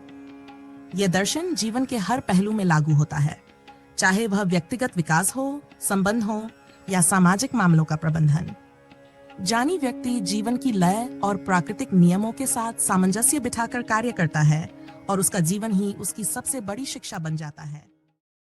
लाओ त्सो 8वां सूत्र कहते हैं, सभी बातें अपने आप घटित होती हैं, परंतु वे उनसे विमुख नहीं होते। उन्हें वे जीवन प्रदान करते हैं, किंतु अधिकृत नहीं करते। वे इन समस्त प्रक्रियाओं से गुजरते हैं, परंतु इनके स्वामी नहीं बनते। कर्तव्य निभाते हैं, पर श्रेय नहीं लेते। चूंकि वे श्रेय का दावा नहीं करते, इसलिए उन्हें श्रेय से वंचित नहीं किया जा सकता। सभी बातें अपने आप घटित होती हैं, परंतु वे उनसे विमुख नहीं होते। चलिए इसे समझने की कोशिश करते हैं। ऐसा कुछ भी नहीं है जिसे घटित करने के लिए हमारी जरूरत होती हो। हमारे बिना ही सब कुछ घटित होता है। नींद आती है, भूख लगती है, जन्म होता है, मृत्यु होती है, वह सब अपने आप घटित होता है। लेकिन जो अपने आप घटित होता है उसे भी हम मानकर चलते हैं कि हम घटित करते हैं। लाओ त्से की दृष्टि में जो घटित होता है उसका कर्ता बन जाना ही बड़े से बड़ा अज्ञान है। लाओ त्से के समय से प्रचलित चीन में एक मजाक है। एक युवा अपनी गर्लफ्रेंड के साथ समुद्र के तट पर गया है। चांदनी रात है और समुद्र में जोर से लहलहा कर लहरें आ रही हैं। वह युवक आकाश की मुंह कर सागर से कहता है, हे सागर, लहरा, जोर से लहरा, अपनी पूरी शक्ति से लहरों को उठा। वह गर्लफ्रेंड कहती है, तुम्हारी इतनी सामर्थ्य थी, मुझे कभी पता ही नहीं था कि सागर तुम्हारी इतनी मानता है। तुमने कहा लहरें उठो और लहरें उठने लगीं, और तुमने कहा लहरें आओ तट की तरफ और लहरें तट की तरफ आने लगीं। लाओ त्से कहा करते थे, जिंदगी में सब ऐसा ही है, लहरें तो उठ ही रही हैं, पर हम तट के किनारे खड़े होकर कहते हैं लहरें उठो, और अपने मन में ये भ्रांति पाल लेते हैं कि लहरें हमने उठा दी हैं। लाओ त्से कहते हैं, ना तो तुम कर्ता बन सकते हो, ना तुम त्यागी बन सकते हो। तुम सिर्फ इतने ही सत्य से अगर परिचित हो जाओ कि वस्तुएं अपने से घटित होती हैं, किसी की भी उनके घटित होने के लिए आवश्यकता नहीं है, तो लाओ त्से कहते हैं उसे मैं ज्ञानी कहता हूँ। लाओ त्से सूत्र में आगे कहते हैं, परंतु वे उनसे विमुख नहीं होते, क्योंकि जब घटना अपने से ही घटित होती हैं, तो ज्ञानी उनसे विमुख नहीं होते। विमुख होने का या त्याग करने का सवाल तो तभी है जब मैं उन्हें घटित कर रहा हूँ। इसे ऐसे समझें, अज्ञानी सोचता है मैं भोजन कर रहा हूँ, एक दूसरा अज्ञानी है जो सोच सकता है कि मैं उपवास कर रहा हूँ। लाओ त्से दोनों को अज्ञानी कहेंगे, क्योंकि दोनों ही अपने को कर्ता मानते हैं, एक करने में एक छोड़ने में। लाओ त्से कहेंगे ज्ञानी तो वह है जो विमुख नहीं होता, जो भोजन को मैं करता हूं ऐसा नहीं मानता। भूख लगती है भोजन कर लेता है, नहीं लगती है तो नहीं करता है। भूख नहीं लगती है तो उपवासा रह जाता है, भूख लगती है तो भोजन कर लेता है। ना तो भूख से हटता है, ना भूख को आग्रह पूर्वक भरता है। भूख के साथ कोई छेड़खानी नहीं करता, बस भूख की प्रक्रिया का साक्षी भाव से व्यवहार करता है। ज्ञानी जन कामना नहीं करते कि ऐसा हो, क्योंकि जो भी ऐसी कामना करेगा कि ऐसा हो वह दुख में पड़ेगा, क्योंकि यह जगत किसी की कामनाओं को मानकर नहीं चलता, यह जगत अपने नियम से चलता है। कभी आपकी कामना उसके अनुकूल पड़ जाती है तो आपको भ्रम होता है कि सागर की लहरें आपकी मानकर उठ रही हैं, और कभी जब सागर की लहरें नहीं उठ रही होती हैं तो आप दुखी होते हैं। लाओ त्से सूत्र में आगे कहते हैं, उन्हें वे जीवन प्रदान करते हैं किंतु अधिकृत नहीं करते। ज्ञानी जिस चीज के संपर्क में आता है उसी को जीवन प्रदान करता है, किंतु उसका मालिक नहीं बनता है, क्योंकि लाओ त्से कहते हैं जिस पर तुमने अधिकार स्थापित किया उसे तुमने बगावत के लिए भड़काया। अधिकृत नहीं करता ज्ञानी, जो भी है दे देता है, लेकिन देने के साथ लेने की कोई शर्त नहीं बनाता। अगर प्रेम देता है तो नहीं कहता कि प्रेम वापस लौटाओ, लौट आता है तो स्वीकार कर लेता है, नहीं लौट आता तो स्वीकार कर लेता है। सब अधिकार वापसी की मांग करते हैं, और मजे की बात है कि जिस जिस बात का हम अधिकार कर लेते हैं उससे कुछ भी मिले तो सुख नहीं मिलता, पर ना मिले तो दुख मिलता है। अगर मैंने समझा कि किसी को मैंने प्रेम दिया है तो जब मैं मुसीबत में होऊंगा तो मुझे उसकी सहायता मिलेगी, मिले तो मेरे मन में धन्यवाद नहीं उठेगा, क्योंकि अधिकार जब है तो यह तो होना ही चाहिए। धन्यवाद का कोई सवाल नहीं है। मेरी माँ रात बैठकर मेरा सिर दबाती रहे तो कोई सवाल नहीं है, लेकिन कोई और स्त्री सिर दबा दे घड़ी भर तो शायद जीवन भर उसे मैं ना भूलूं। जहां अधिकार है वहां चीजें जैसी होनी चाहिए उसकी अपेक्षा है। अगर हो तो कोई सुख नहीं मिलता, अगर ना हो तो बड़ा दुख मिलता है। अब ये बड़े मजे की बात है कि अधिकार सिवाय दुख के और कुछ भी नहीं लाता। सुख तो लाता ही नहीं, क्योंकि सुख स्वीकार कर लिया गया है कि होना ही चाहिए, नहीं हो तो दुख आता है। लाओ त्से सूत्र में आगे कहते हैं, वे इन समस्त प्रक्रियाओं से गुजरते हैं परंतु इनके स्वामी नहीं बनते। ज्ञानी जन जीवन के सब रूपों से गुजरते हैं। वे बचपन में बच्चे होते हैं, जवानी में जवान होते हैं और बुढ़ापे में बूढ़े हो जाते हैं। जवानी से गुजरते वक्त वे जवानी के मालिक नहीं बनते। मालिक जो बनेगा जवानी का, बुढ़ापा आने पर रोएगा, पछताएगा, चिल्लाएगा, क्योंकि मालिकियत छिन गई। ज्ञानी जवानी से गुजरते हैं लेकिन मालिकियत नहीं करते, इसलिए जब बुढ़ापा आता है तो वे उसका भी स्वागत करते हैं। वे जीवन से गुजरते हैं लेकिन जीवन के मालिक नहीं बनते, इसलिए जब मौत आती है तो उन्हें दरवाजे पर आलिंगन फैलाए हुए पाती है। वे जीवन की कोई मालकियत नहीं करते, इसलिए मृत्यु उनसे कुछ छीन नहीं सकती। इसे थोड़ा समझें कि मालकियत हमारे कष्टों का आधार है। मालकियत छोड़े और सहज जीवन जिएं। लाओ त्से सूत्र में आगे कहते हैं, वे कर्तव्य निभाते हैं पर श्रेय नहीं लेते। ज्ञानी जन जो करने योग्य मालूम होता है वह कर देते हैं, लेकिन कभी श्रेय नहीं लेते। वे कभी ये नहीं कहते कि तुम मानो कि हमने ऐसा किया। लाओ त्से कह रहे हैं, कर्तव्य तो वे निभाते हैं पर श्रेय नहीं लेते। काम पूरा हो जाता है कि चुपचाप हट जाते हैं, बात निपट जाती है तो चुपचाप विदा हो जाते हैं। इतनी देर भी नहीं रुकते कि आप उन्हें धन्यवाद दे दें। और अक्सर ऐसा होता है कि ज्ञानी जो करता है वह इतनी शांति से करता है कि आपको पता ही नहीं चलता कि उसने किया। और अक्सर कोई और ही उसका श्रेय लेता है। ज्ञानी करते वक्त सामने होता है, श्रेय लेते वक्त पीछे हट जाता है। क्यों? क्योंकि ज्ञानी का मानना यह है कि कर्तव्य में ही परम आनंद है। श्रेय तो वे लेना चाहते हैं जिन्हें कर्तव्य में आनंद नहीं मिलता। एक माँ अपने बेटे को बड़ा कर रही है। अगर उसे बड़ा करने में आनंद है तब वह कहती हुई नहीं फिरेगी कि मैंने बेटे को बड़ा किया है। और अगर कभी वह कहती हुई फिरती है कि मैंने बड़ा किया और 9 महीने पेट में रख और इतना श्रम उठाया, तो जानना चाहिए कि वह मां के आनंद से वंचित रह गई। उसने नर्स का काम किया होगा, वह मां नहीं हो पाई। क्योंकि मां होना तो इतना आनंदपूर्ण था कि सच्चाई तो यह है कि अगर सच में मां होने का उसे पूरा आनंद आ गया होता तो अब इस बेटे से कुछ और लेने का सवाल नहीं उठता। तो अक्सर ऐसा होगा कि ज्ञानी आपको धन्यवाद दे देगा कि आपने अवसर दिया कि उसे थोड़ा सा आनंद मिल सका। आपसे धन्यवाद की अपेक्षा नहीं करेगा। लाओ त्से आखिरी वचन कहते हैं, चूंकि वे श्रेय का दावा नहीं करते इसलिए उन्हें श्रेय से वंचित नहीं किया जा सकता। इसे ऐसा समझे, वंचित तो उसी को किया जा सकता है जो दावेदार है।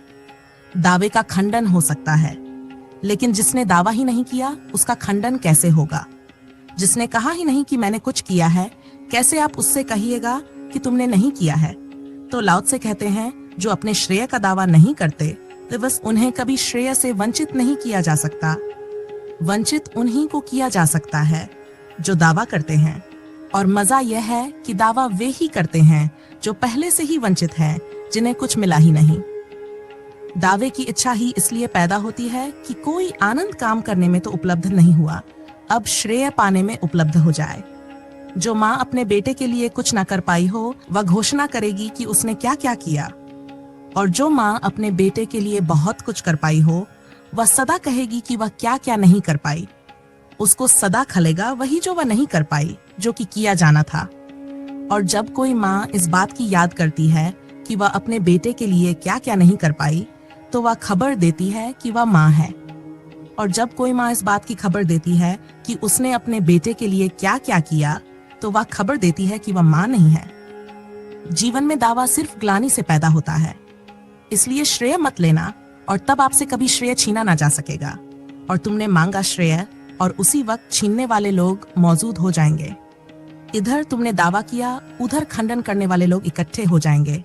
क्योंकि लाओ त्से कहते हैं, विपरीत तत्काल पैदा होता है। अगर तुमने चाही प्रशंसा तो निंदा मिलेगी। अगर तुमने चाहा आदर तो अनादर सुनिश्चित है। तुमने खोजा सिंहासन तो आज नहीं कल तुम धूल में गिरोगे। लाओ त्जू का यह दर्शन हमें सिखाता है कि हमें अपने कार्य को प्रकृति की तरह सहजता से करते रहना चाहिए, लेकिन उस पर अधिकार जताने या अहंकार से जोड़ने की कोशिश नहीं करनी चाहिए। जब हम अपने कार्य को उसी स्वाभाविकता के साथ करते हैं जैसे सूर्य प्रकाश देता है या नदी बहती है, तो हम सच्चे संतोष का अनुभव करते हैं। यह विचार हमें जीवन में एक गहरी शांति और स्थायित्व देता है। इसका अर्थ यह है कि हम जीवन के हर कार्य में पूरी तरह सक्रिय रहें, लेकिन उस कार्य में अहंकार या स्वामित्व का मोह न रखें। तो ये थी लाओ त्से के सूत्र की व्याख्या। लाओ त्से सूत्र कहते हैं, विशिष्ट क्षमता वाले लोगों को विशेष महत्व या पद ना देना ही लोगों को आपस में प्रतिस्पर्धा से दूर रखने का तरीका है। उन वस्तुओं को बहुत मूल्यवान ना मानना जिन्हें पाना कठिन है, लोगों को चोर बनने से रोकने का तरीका है। और जो चीजें उनकी इच्छाओं को भड़काने वाली हैं, उन्हें ना दिखाना ही उनके मन को अव्यवस्था से बचाने का तरीका है। चलिए सूत्र की पहली पंक्ति को समझते हैं। लाओ त्से कहते हैं, यदि योग्यता से पद और प्रतिष्ठा ना जुड़े तो ना कोई टकराव होगा, ना संघर्ष। वे पूछते हैं, योग्यता को पद क्यों बनाया जाए? क्यों ना उसे एक स्वभाव के रूप में अपनाया जाए? इस अंतर को समझना महत्वपूर्ण है, क्योंकि इस पर कई गहरी बातें निर्भर हैं। किसी के गणित में कुशल होने की कुशलता उसका स्वभाव है, और किसी का संगीत में निपुण होना भी स्वभाव है। वहीं जो गणित में कमजोर है, उसकी ये कमजोरी भी उसका स्वभाव है। गणित में कुशल व्यक्ति में कोई विशेषता नहीं है, क्योंकि यह उसकी प्रकृति से प्राप्त हुई है। और गणित में अकुशल व्यक्ति का यह अवगुण भी नहीं है, क्योंकि यह भी उसे प्रकृति से मिला है। जैन फकीर रिंजाई एक व्यक्ति से कहते हैं, क्या तुम आसमान तक ऊंचे पेड़ों को देखते हो? और क्या तुम छोटी झाड़ियों को भी देखते हो? फिर वह बताते हैं, मैंने कभी नहीं देखा कि झाड़ियां ये सोचे कि पेड़ इतने बड़े क्यों हैं, और ना ही कभी पेड़ों को अहंकार करते देखा कि वे झाड़ियों से बड़े हैं। व्यक्ति पूछता है, इसका कारण क्या है? रिंजाई कहते हैं, बस यही कि प्रकृति ने झाड़ियों को झाड़ी और पेड़ों को पेड़ बनाया है। ऊंचाई में कोई पद नहीं है और छोटे होने में कोई कमी नहीं है। वही प्रकृति जो पेड़ को ऊंचा बनाती है, वही घास को छोटा रखती है। और ये भी जरूरी नहीं कि जो ऊंचा है वह हर स्थिति में ऊंचा ही रहे। तूफानों में ऊंचे पेड़ गिर जाते हैं, जबकि छोटे पौधे बचे रहते हैं। नेपोलियन का कद छोटा था, पर अक्सर छोटे कद वाले लोग ऊंचे पदों की ओर बढ़ते हैं। एक दिन नेपोलियन अपनी लाइब्रेरी से एक किताब निकालना चाह रहे थे, पर ऊंचाई तक उनका हाथ नहीं पहुंच पा रहा था। उनके साथ एक 7 फीट लंबा सैनिक था। उसने कहा, अगर आप अनुमति दें तो मैं किताब निकाल दूं। आपकी सेना में मुझसे ऊंचा कोई नहीं है। नेपोलियन ने गुस्से में कहा, ऊंचा नहीं, लंबा। मेरी सेना में कोई तुमसे लंबा नहीं है, पर ऊंचे तो और भी हैं। नेपोलियन ने इस अंतर को स्पष्ट किया, लंबा होना तो बस एक प्राकृतिक घटना है, पर ऊंचाई से पद मर्यादा जुड़ी है। लाओ त्से कहते हैं, अगर योग्यता के साथ पद और प्रतिष्ठा ना जुड़े तो जगत में ना कोई संघर्ष होगा, ना टकराव। अगर हम चीजों को इस दृष्टि से देखना शुरू करें तो हर व्यक्ति अपने स्वभाव के अनुसार कार्य करेगा, और जैसा उसका स्वभाव है उसके लिए उसे दोषी नहीं ठहराया जाएगा। जैसे हम एक अंधे व्यक्ति को उसके अंधेपन के लिए जिम्मेदार नहीं ठहराते, बल्कि उस पर दया करते हैं।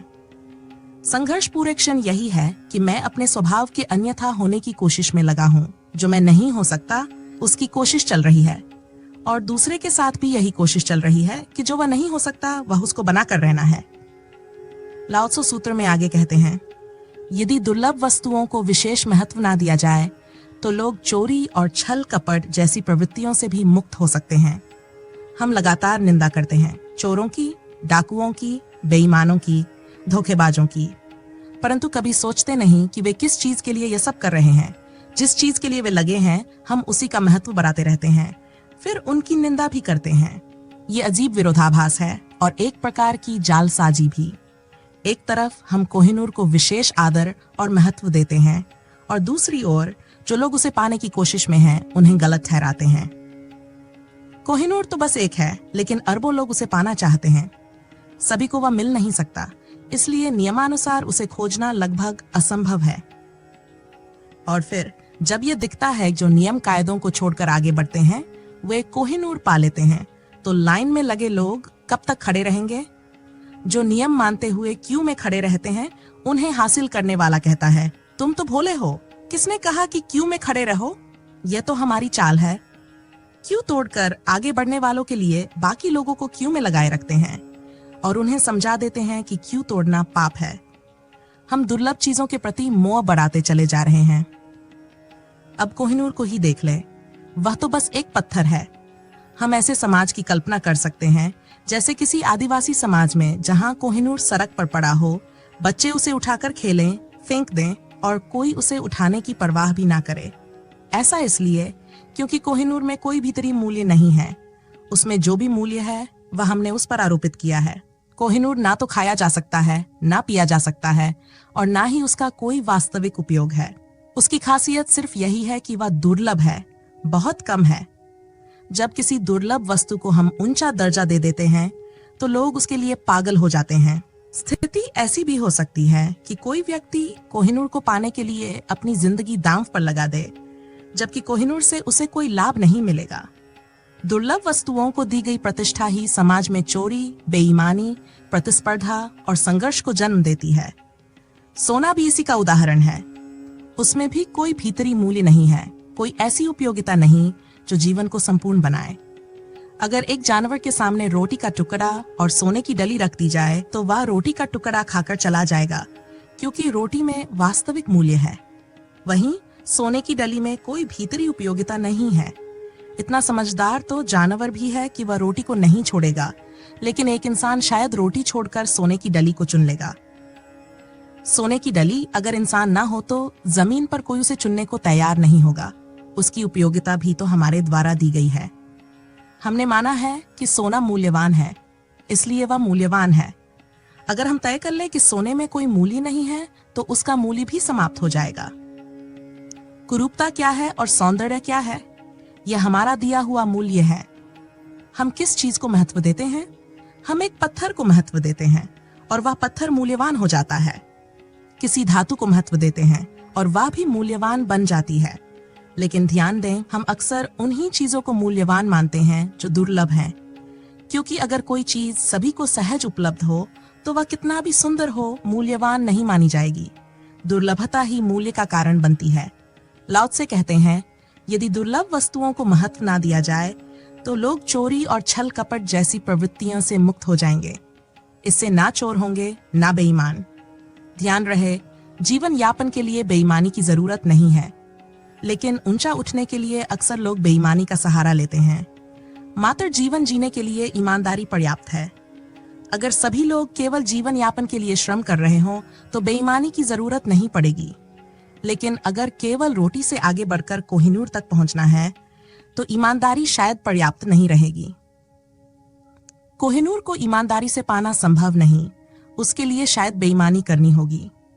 यदि सभी को अपनी अपनी जगह पर बने रहना हो तो किसी झगड़े की आवश्यकता नहीं है, लेकिन अगर सभी को एक ही कुर्सी पर बैठना हो तो कलह और संघर्ष अनिवार्य हो जाएगा। और ये सोचना कि इस स्थिति में कोई सीधा साधा व्यक्ति आकर उस कुर्सी पर बैठ जाएगा एक भ्रम है। वास्तव में जो इस संघर्ष में अधिक ताकत लगाएगा वही उस कुर्सी तक पहुंचेगा। यदि हम ये मान लें कि इसी छोटी सी कुर्सी पर पहुंचना ही जीवन का उद्देश्य है तो इस कमरे में कलह, संघर्ष और बेईमानी के अलावा कुछ नहीं बचेगा।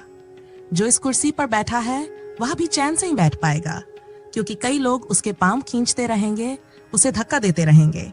उसे भी लगातार ये डर सताएगा कि कब गिर जाए।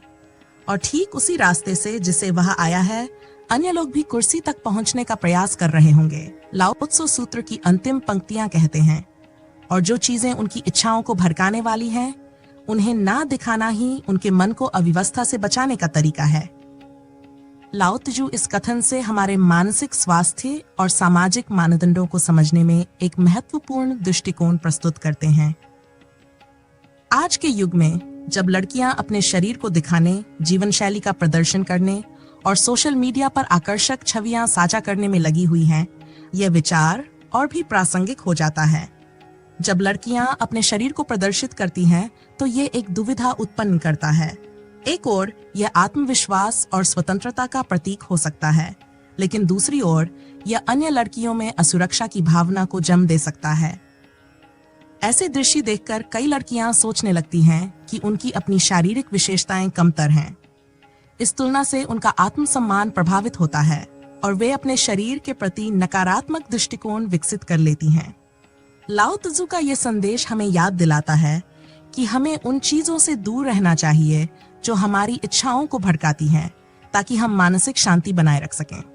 सामाजिक मीडिया पर भव्य जीवन शैली का प्रदर्शन भी एक महत्वपूर्ण मुद्दा है।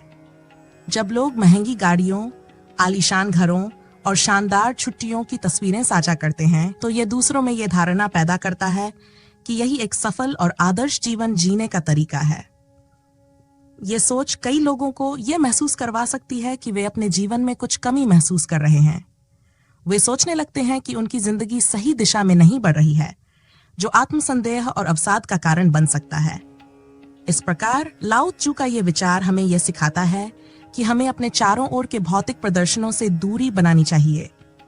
जो चीजें हमारी इच्छाओं को उत्तेजित करती हैं, उनसे बचना मानसिक स्वास्थ्य के लिए अत्यंत महत्वपूर्ण है।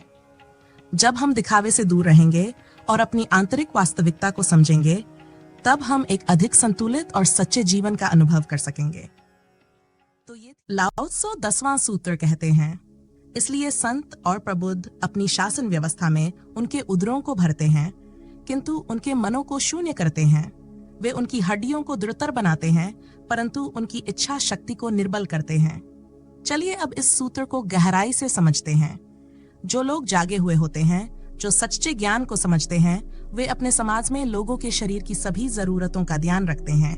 वे सुनिश्चित करते हैं कि सबका पेट भरा हो, कोई भूखा ना रहे। लेकिन साथ ही वे इस बात का भी ख्याल रखते हैं कि लोगों के मन में कोई महत्वाकांक्षा ना हो। शरीर की सारी आवश्यकताओं को पूरा करना उनका उद्देश्य होता है, लेकिन मन को खाली रखना चाहते हैं। साधारणतः हम लोग शरीर को भले ही कष्ट में डाल दें, उसे कुर्बान कर दें, लेकिन मन की इच्छाओं को पूरा करने के लिए हमेशा तत्पर रहते हैं। हम मन की वासनाओं को पूरा करने के लिए अपने शरीर को बलिदान कर देते हैं और समाज में इसे ही बुद्धिमानी समझा जाता है। लेकिन लाओ त्से कहते हैं, असली बुद्धिमानी यह है कि पेट भरा हो लेकिन मन खाली हो। अब सवाल यह है कि मन के खाली होने का मतलब क्या है। इसका अर्थ है कि लोग शरीर से स्वस्थ और संपन्न हो, लेकिन उनके मन में कोई विचार, कोई वासना, कोई महत्वाकांक्षा ना हो। लाओ त्से के अनुसार ये परम स्वास्थ्य की स्थिति है, जहां शरीर भरा होता है लेकिन मन खाली होता है। हमारा जीवन मन को भरने में ही लगा रहता है। हम उसे विचारों, इच्छाओं और महत्वाकांक्षाओं से भरते चले जाते हैं। धीरे धीरे हमारा शरीर पीछे छूट जाता है और मन इतना बड़ा हो जाता है कि शरीर उसके पीछे घिसटता हुआ सा महसूस होता है। लाओ त्से हमें समझाते हैं कि जैसे एक बर्तन खाली होता है, वैसे ही मन भी खाली होना चाहिए। वह पूछते हैं, आप बर्तन किसे मानते हैं? उसकी दीवार को या उसके अंदर की खाली जगह को? अक्सर हम बर्तन की दीवार को ही असली बर्तन समझते हैं, लेकिन लाओ त्से कहते हैं कि दीवारें तो केवल एक ढांचा है। असली काम तो उस खाली जगह का है जो बर्तन को उपयोगी बनाती है। इसी तरह एक मकान क्या है? दीवारें या दीवारों के बीच की खाली जगह। हम अक्सर दीवारों को मकान मान लेते हैं, जबकि असलियत में मकान वह है जहां खाली जगह होती है, जहां हम रह सकते हैं। अगर वह खाली जगह भरी हुई है तो मकान बेकार हो जाता है। इसी प्रकार हमारा शरीर भी केवल एक दीवार है। इसे मजबूत होना चाहिए, लेकिन भीतर का मन खाली होना चाहिए। अगर मन खाली होगा तो हमारी चेतना, हमारी आत्मा उसमें आसानी से निवास कर पाएगी। लेकिन यदि मन भरा होगा तो आत्मा के लिए कोई जगह नहीं बचेगी, हमें बाहर ही भटकना पड़ेगा। हमारा मन इतना भरा हुआ होता है कि जब भी हम भीतर झांकते हैं, आत्मा को नहीं पाते, बस विचारों और वासनाओं से भरे मन को पाते हैं। जैसे कोई बड़ा महल हो, लेकिन उसमें इतना सामान भरा हो कि आप उसमें प्रवेश ही ना कर पाएं और मजबूरन बाहर ही रहना पड़े। हम सभी वैसे ही इंसान हैं, जिनके मन में इतना कबाड़ भरा है कि आत्मा के लिए कोई स्थान नहीं। जब भी अपने भीतर देखने की कोशिश करेंगे तो आत्मा नहीं मिलेगी, बस विचार और इच्छाएं मिलेंगी। जैसे कोई घर के अंदर जाए लेकिन वहां मालिक ना मिले, बस फर्नीचर और कबाड़ मिले।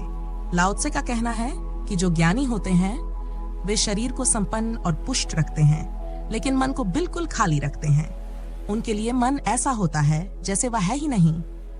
जहां कोई विचार ना हो, कोई इच्छा ना हो, वहीं जीवन की परम कला का अनुभव होता है। तभी जीवन का असली दर्शन शुरू होता है। लाओ त्से सूत्र में आगे कहते हैं, जो ज्ञानी होते हैं वे लोगों की हड्डियों को मजबूत बनाते हैं, लेकिन उनकी इच्छा शक्ति को कमजोर करते हैं। वे उनकी शारीरिक ताकत बढ़ाते हैं, परंतु उनकी संकल्प शक्ति को क्षीण करते हैं। हम सबके लिए तो संकल्प ही सब कुछ है। हम किसी से कहते हैं, तुम्हारे अंदर संकल्प की शक्ति नहीं है? अगर नहीं है तो तुम बिना रीढ़ के आदमी हो, तुम इंसान ही नहीं। लेकिन लाओ त्से कहते हैं कि ज्ञानी संकल्प की शक्ति को कमजोर करते हैं। इस युग के सारे बुद्धिमान लोग यही मानते हैं कि मनुष्य की संकल्प शक्ति बढ़नी चाहिए। नीचे ने भी अपनी प्रसिद्ध किताब विल टू पावर में यही लिखा है कि जीवन का एकमात्र लक्ष्य है शक्ति का संकल्प। उसके अनुसार जो व्यक्ति जितना अधिक इच्छा शक्ति वाला है वह उतना ही महान है। लाओ त्से इसके विपरीत कहते हैं कि हड्डियां मजबूत होनी चाहिए, लेकिन इच्छा शक्ति बिल्कुल कमजोर होनी चाहिए। लाओ त्से का कहना है कि मनुष्य के सामने दो रास्ते हैं, संकल्प या समर्पण। जो संकल्प के मार्ग पर चलता है उसका अहंकार बढ़ता है, और जो समर्पण करता है उसका अहंकार गल जाता है। संकल्प का मार्ग व्यक्ति को स्वयं तक ले जाता है, जबकि समर्पण का मार्ग उसे परमात्मा तक पहुंचाता है। जो अपने संकल्प को मजबूत बनाना चाहता है वह अपने अहं को पकड़ लेता है, और जो समर्पण करना जानता है वह अपने अहं को छोड़ देता है। हमारे समाज में यही सिखाया जाता है कि संकल्प टूटना नहीं चाहिए, चाहे शरीर टूट जाए। हम कहते हैं कमजोर मत बनो, लड़ो। लाओ त्से कहते हैं लड़ो मत, समर्पण करो। तूफान से लड़ने की बजाय उसके साथ हो जाओ। तो ये थी लाओ त्से के सूत्र की व्याख्या। आशा करते हैं आपको ये वीडियो अच्छी लगी होगी। लाओ त्से के सभी सूत्रों को समझने के लिए हमारी प्लेलिस्ट जरूर चेक करें, और ऐसी ही चेतना को जगाने वाली वीडियोस के लिए हमारे चैनल को सब्सक्राइब करना ना भूलें। धन्यवाद।